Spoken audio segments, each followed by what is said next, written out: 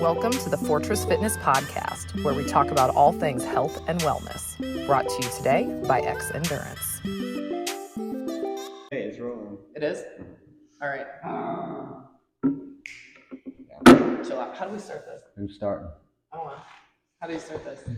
All right. That's what usually happens. All right. Reggie, how are you? Yeah. All right. So how was the weekend? Oh, we went to the Brigham's Brawl. Went and saw Katie. One of our coaches was competing, and they put on a nice little competition. They had a ton of volunteers, which made it a lot better because they could run the show a little bit quicker. They stayed on time pretty well, but it was nice to go out and visit one of our members. So traveling, were you able to stick with your meal plans? Mostly. Okay. Bruce, what about you this weekend? Did you have an instance where you needed to celebrate, took advantage of your fitness, indulged? No, I mean, you as far as food? Yeah. Or drink? Yeah. No, I stayed on path because what's happened with me over the weekend times, like when Erin wasn't preparing my food, the weekends, a lot of times I was unprepared, but I've stayed very consistent. And it's, I think it's helped me because sometimes I think we get off track and it's easy to do that over the weekends. Yeah. But having my food and my meal prepped at work has been crucial for me. Game changer. I had a whole pizza. Yeah. But it was gluten-free, no cheese, with extra spinach and. Well, I feel like if I'm good during the week, pizza's always Friday night, Saturday night. I'm gonna have some. So. Yeah. And what about coffee this morning? What are you doing? It's plain. Plain coffee. Plain hot coffee with a light splash of cream. I can taste my coffee. So you've done almond milk in the past? Yeah, but if they put almond milk in it at Starbucks, it gets cold. So just a little light splash of cream. Bruce, what are you drinking? Okay, this is what I've been waiting for. Okay. But I mean, I get a quad. That's 4 shots. Yeah. Okay. Grande, right? So that's 4 shots with oat milk. And yes, I had to have 1 packet of Splenda. No, it's just a 4 espressos. Yes. With some oat milk. With some splash of oat milk and 1 Splenda. I'm trying to kick it. It used to be 2 or 3 It's stout. sugar packs, but now it's just Did 1. Did you want some caffeine with your caffeine? Yeah. Okay. But what drives me crazy, like if we meet at Starbucks, you have this app thing. Yeah. Like I go in there, my stuff's waiting. She doesn't use the app. No. So we're sitting there. I like to talk to people. Yeah, that's in-person They like me. contact. They know me. They know me. Yeah, they know me too. Well, I've got the caramel latte. Usually I put an extra shot in it. I did. I don't want it as caramely. But I did. There's an extra shot in there. yeah, I can. That's my go-to, the caramel. So. But when they say extra shot, listen, they only come in. They have to do 2. So a grande's 2 shots. Yeah. And then you put an extra shot in. That's 3. They do 3. Yeah, they'll do 3 in a because grande. you do an extra shot. I know, but I thought it had to be in 2s. Doubles? Because they have the little thing. I don't know. I thought it was like a 2 thing. I don't know that they do 1 at Starbucks. I don't know. I guess they just wasted that. Yeah, I don't know. What do they do with the coffee? I don't know. I'm not sure. Anyway. Well, I like my plain coffee because I like my sugar in the form of a cookie if I'm going to get one. This is true. Oh, I had a good protein cookie this weekend. That was my favorite thing at that comp. And what was that? There's a company called Kooky Cookies that was there, and which is so weird that there's all these cookies at all these competitions. There's one in Pensacola. They had them Fitness Collective. Everybody's got these cookies, and they're not healthy. They're beautiful cookies, and they're always warm. So protein in it? Well, they had an option. They had gluten-free ones, they had vegan ones, and then they had protein cookies that you could get. So I got myself a protein cookie, and it was excellent. It was snickerdoodle. Nice. So I actually brought some for you guys. Excellent. There's some espresso chunk and snickerdoodles and a chocolate peanut butter. And they're pretty good. All right, Reggie. Yeah. If you hear the growling, it's Reggie. It's He'll Reggie. come on camera here in a second. Yeah. We've got our almost 1-year-old puppy that really likes to be in the mix.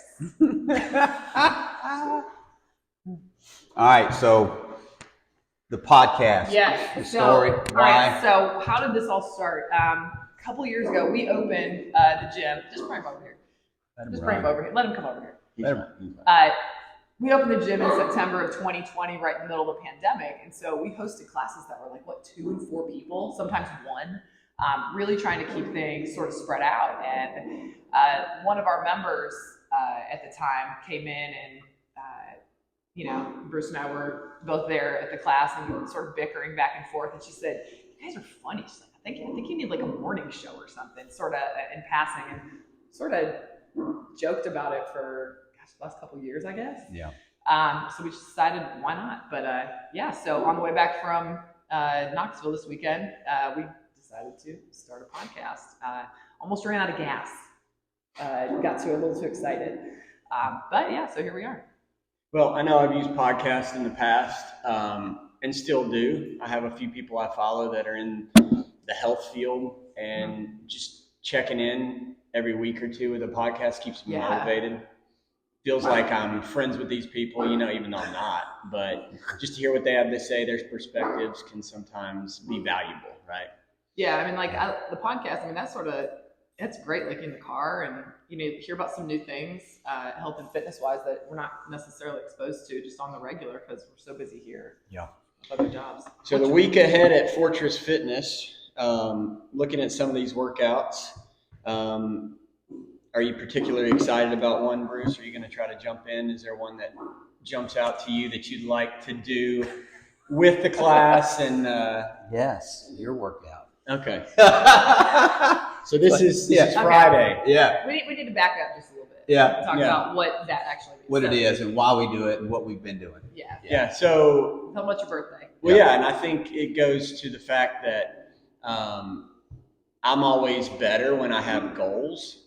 And, right now, everybody's goal that comes into the gym is hopefully to be healthy. He's fine. He's fine. They'll see Reggie. It's good, Reggie. So I always do better when I have, you don't have any. That was for both of us. Oh, Yeah, we'll put it on there. Oh. You gotta wear your mic. Okay. Hold up. Yep. All right. Well, I'm sorry if no one could hear me. The 2 listeners that we have right now. The 2 listeners we've got. Yeah. Uh-huh. So I always do better when I have goals, and I know that like most people, there's no specific goal in my future. So a lot of times, other than just to try to stay healthy and keep moving. Yeah. So what I did several years back, was it 2020? It was 2020. Yeah, it was still pandemic I came year. up with a workout that includes my favorite movements, or movements that tend to test me without causing any kind of injury or harm. Yeah. So what kind of harm are you talking about? Because that workout is miserable. Yeah. So the assault bike and burpees and one-arm snatches tend to be. Oh, don't forget getting over that box. Yeah, getting over the box tend to be easier on my joints and stuff, and I can almost always do them and get something out of them. And you're good at them. So yeah, and they're exercises I like to do. I'm good at them. So I created this workout as a way to track my fitness from year to year. We can get that on the screen here in a little bit too. Yeah. And the idea is every year on or around my birthday to do this WOD. So when I'm sort of floundering out there with really no goals, just sort of coming to the gym, trying to stay healthy, workouts can tend to be a little flat if you don't have goals. So every year when my birthday is approaching, 2 months before my birthday, I realize the workout's coming and I need to start hitting it a little harder, so that hopefully the score I put up on my birthday WOD this year will be the same as last year. And as long as I can do that, I can sort of tell myself I'm not aging. Okay. Physically. You got better last year, didn't you? Yeah, I've gotten better 3 years in a row. Yeah. And you've gotten better at it. Yeah, you've done it last year. Yeah. So I don't know about this year, but we'll see. But yeah, so that's how we got our Echo bike last year. Yeah. So 10 years, if we go for 10 years, I'm going to have a nice line to see, are we staying where we want to be? And I feel like it's a good mix of cardio and strength. So yeah, definitely. So this Friday WOD is an EMOM. It's a prep WOD for it's going to definitely help. Tell them when your birthday WOD is, though. Like, that'll probably be the Wednesday before Thanksgiving. Will be the the Wednesday before Thanksgiving. Okay, yeah, because it's so just the EMOM coming up Friday will be first minute assault bike. How long though? 36 minutes. Yeah, 36 minutes. That's first minute assault bike, second minute burpees, third minute single arm alternating dumbbell snatches, and then fourth minute's max box jump over. So and then you get to rest 2 minutes. Yeah. So we're doing that the, 6 times. The idea of you hitting it really hard, and what I love about this is you can keep a score, just total all your reps. Yeah. For these 4 exercises, and we tracked it the last time we did this format. The class I was doing, we tracked it on the board, so you could sort of test yourself, just try to keep up the same number, or you can see if somebody's coming close to you and try to keep up with them if you're going next to them. So got it. That's a fun one that should go down on Friday and should be a lot of fun. And it's sort of competitive, whether it's personally or sort of looking at other people and finding where they're at. Yeah, we should do something fun with that one, with the class. What I like, and I don't know, what other days I'll get in, but we've got a couple workouts that I really like where you go hard for a period of time, and then you get, whether it's a minute or 30 seconds, you get some rest. Planned rest in there. Yeah. And for some reason, I like that model. I feel like that too. That little break, just I'm as soon as we start again, I'm back, right? I'm focused, I'm ready to go. So I don't know, if you talk, you like to program and you're good at it, and it's like, I know you can't do it all the time, but I don't know. I feel like my body hits better on those. Yeah. Well, that opened up Pandora's box. Like, I don't want to go on a tangent, but me and Christy were talking last night. You talk about the programming, and I mean, I'm sure we'll get into this. We have an EMOM as a conversation, but something, if our members are watching this and just other people, we get so caught up on the board, and something that we need to talk about as coaches, and there's a lot of different opinions, but I think a lot of times when people see weights and they come in and they're like, I got to do whatever. I got to put that weight. Right stimulus. But then I think they lose the stimulus as opposed to backing down that weight and moving as quick as possible in that 80% range. And I see it a lot of times. And some people aren't progressing and they don't understand why. But we tell them. We do. And you're really good about staying. But they're not listening. And listen to that stimulus. Yeah. We almost have to demand that they do that. And I think they start seeing more results. Absolutely. Because if someone's going heavy, maybe they get 2 or 3 rounds. If they would have went light, they would have got 4 or 5, and they'd have got a much better workout. So I just been thinking about that a lot on the programming, and maybe some ideas to try to help that. Maybe we scale back the weight. I see some of the people, and I mean, I'll call them out, like street parking that I like. I think it says underneath there, it says like challenge. Yeah. So maybe if some people have progressed farther, maybe that weight, the challenge weight, might be the RX weight. Yeah. Yeah, I don't know, but maybe something. The weights in CrossFit have gotten heavier since we started in 2010. Is when I started. The things that are standard now were outrageous. Yeah. Everything's gotten a lot heavier. Well, Wednesday you've got an AMRAP that includes deadlifts and hang power cleans.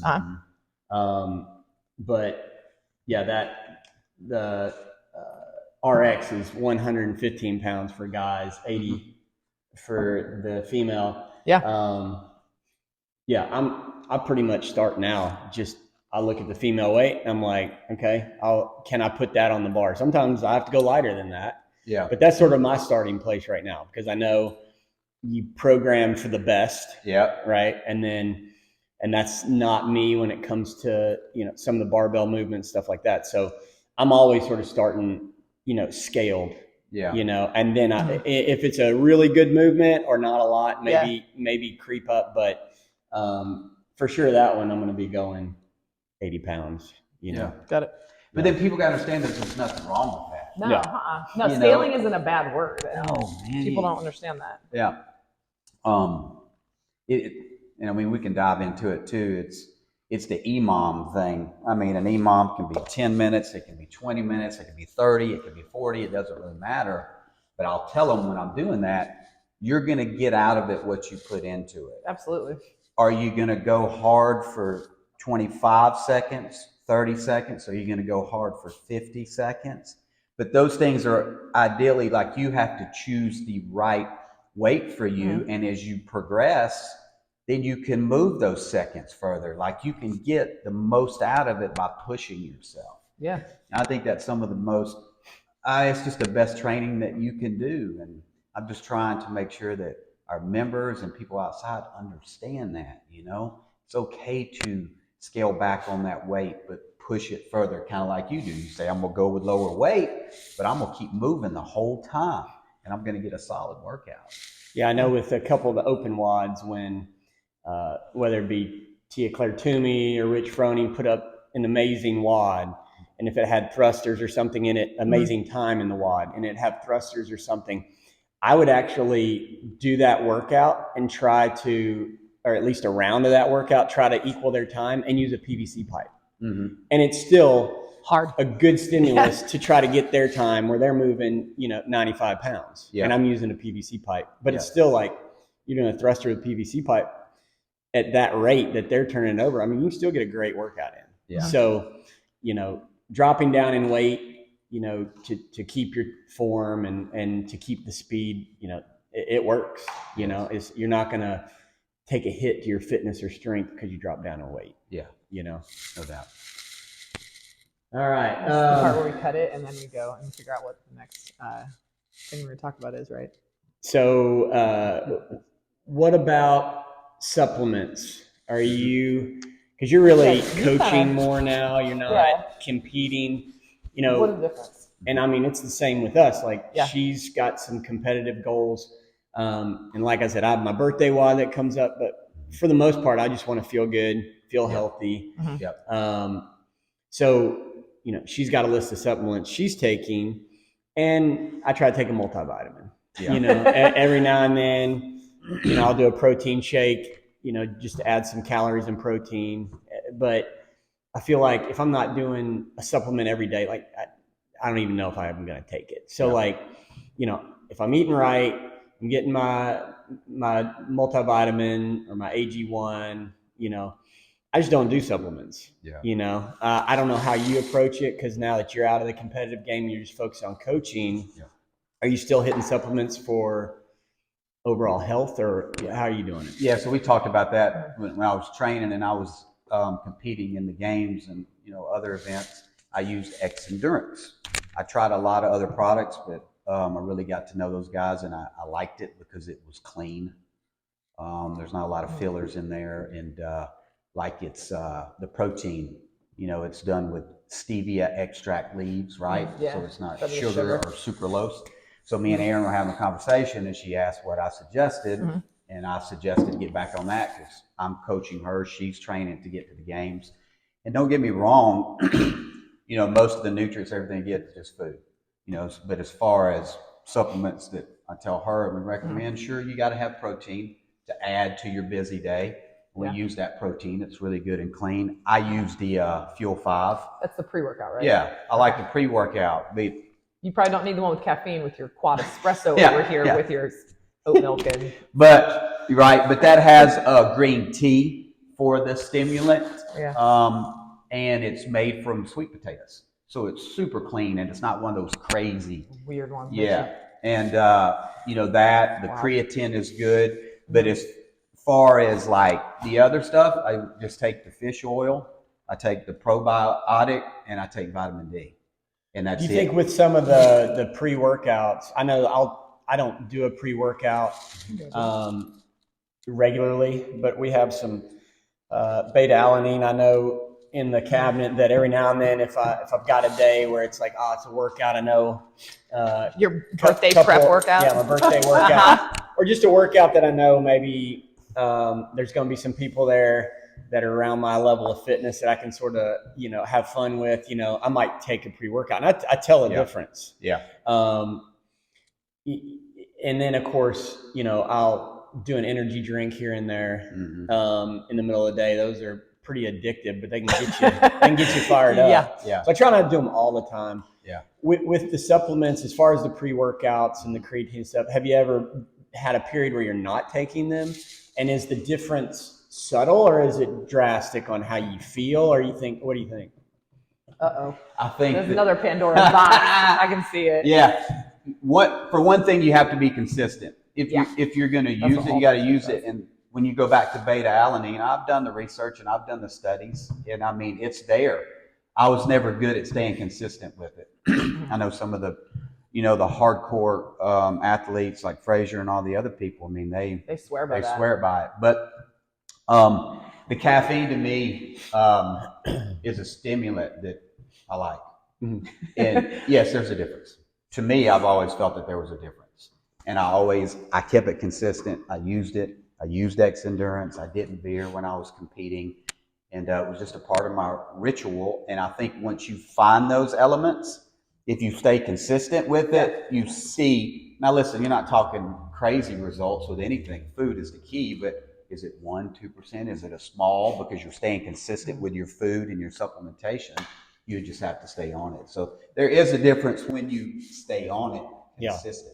I think the science says that, like with creatine specifically, and maybe beta alanine also, 6 weeks of consistent usage, and it's got to be daily with the creatine.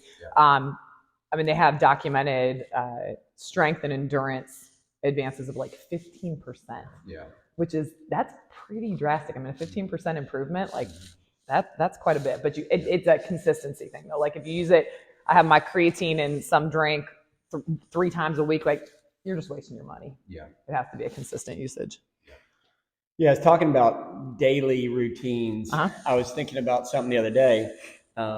I was coaching somebody who was relatively new, and I gave them this piece of advice, which I think has worked for people, but especially beginners that may not be comfortable with all the movements. Yeah. If they find an exercise that they really like, that makes them feel good, maybe they're good at it. Yeah.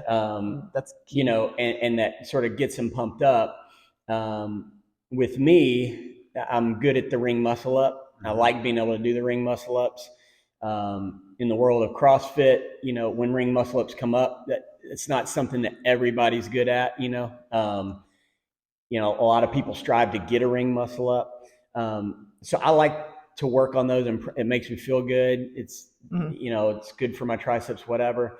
At one point, it was push-ups, but doing an exercise daily, right? I know that like Andy Galpin said that you can work out a muscle every day and build strength. You don't necessarily get you'll get big, the bulk, or the hypertrophy gains or whatever.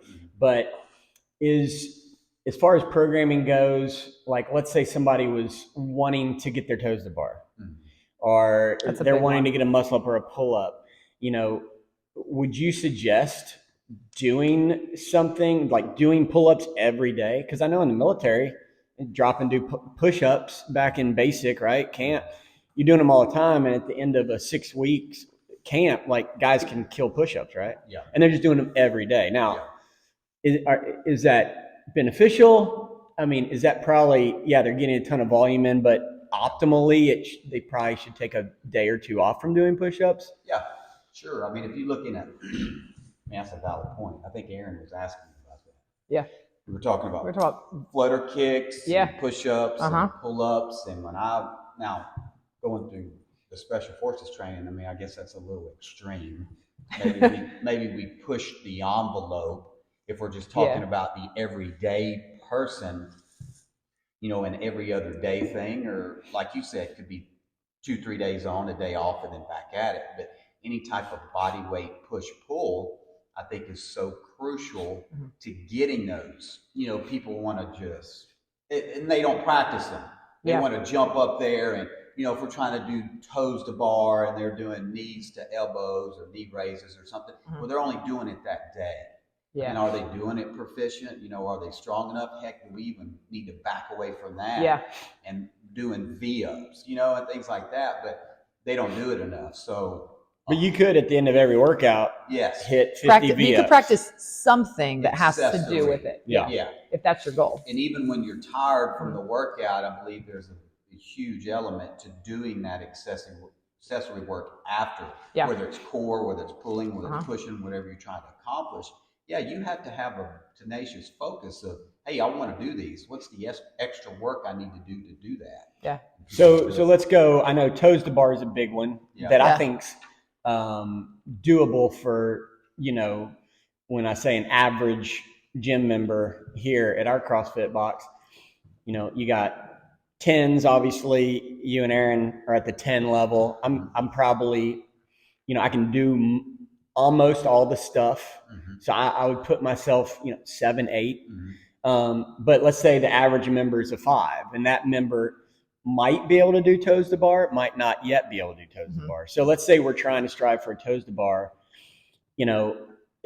getting up there and doing kip swings and just trying to do a toes to bar every day, probably not going to be as beneficial as what should we do? We're going to take 5 to 10 minutes at the end of every workout and just focus on toes to bar for the next 6 weeks. Yeah. Hanging from what am I doing? I'm in the gym 4 or 5 days a week. I'm going to take the last 10 minutes before I walk out the door. Everybody's cleaning up. I'm going to do something. What should I be doing? Assuming that we put them up there and saw where they were at. Yeah. Okay. But like you let's say we can't. Well, maybe if we walk into one, we can sort of do it like a playground and get there and get one. Yeah. Maybe. Core. Yeah. 100% religiously throughout the week. So we could blast 30 seconds sit up, rest, 30 seconds sit up, rest, 30 seconds sit up, rest. So you you get maybe 3 or 5 rounds of that. You're pumping out 60 to 100 sit-ups maybe. Yeah. The biggest factor that most people are deficient in, lower back and hamstrings. Yeah. So hamstrings are super tight. Yeah. I mean, we see that every day. Good mornings, weighted good mornings, deadlifts, we need to see how they're proficient, But if that person's got 10 minutes at the gym. EMOM. EMOM, alternating EMOM. Yeah. Putting in the work. So, I mean, you could even, if there was a workout like, we got the deadlifts and hang cleans or whatever. But even if you had if we did kettlebells in a workout, before you put that kettlebell up, maybe Russian twists is a good one, or even without a weight, Supermans, hollow holds. Okay. Hollows are, I think, the most powerful core movement. So you take that 10 minutes, you go 30 second on, 30 second off, and you just pick 2 or 3 movements a day. Superman. You can even ask the coach, hey, what's a good core movement? Yeah. And you ever notice when we say a lot of V-ups, like alternating V-ups and regular V-ups, how a lot of people are not even doing that properly. No, we got to go back to square one. If you're fix not square one. doing a proper V-up, you're not doing a toast. No. Not even close.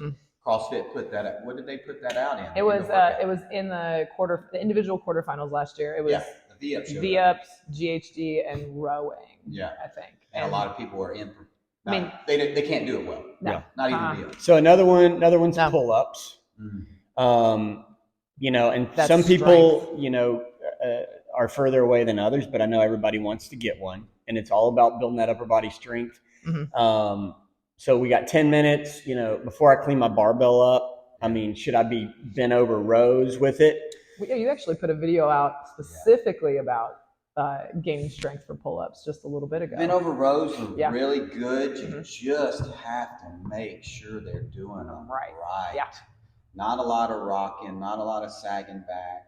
I'll tell you, for the pull-ups, what we see, and it's rampant across, there's nothing wrong with using the band. Yeah. But using like a trampoline, though, that doesn't work. We don't want to see you bouncing. And you really just have to use it in a slower motion. And I'm not showing you how to do it, but we can do that. But the other key thing is the negative pull-up. Yeah. Is negative. The biggest strength gain. So even if you need to step on a box, just to get your chin up and then try to let yourself slow down. Yeah. And the other thing, ring rows. The right way. The right way. That flopping. So workout's over. I got a couple minutes. Go over 3-4 sets of 10 ring rows. And really concentrate on the negative. Do it as an EMOM, because then you stay on pace. If you got the clock, you'll do it. If you're like, I'm going to do 3 sets, well, then somebody's checking their phone, they're walking across the room. If you got a clock, you stay on point and you actually do things. Yeah.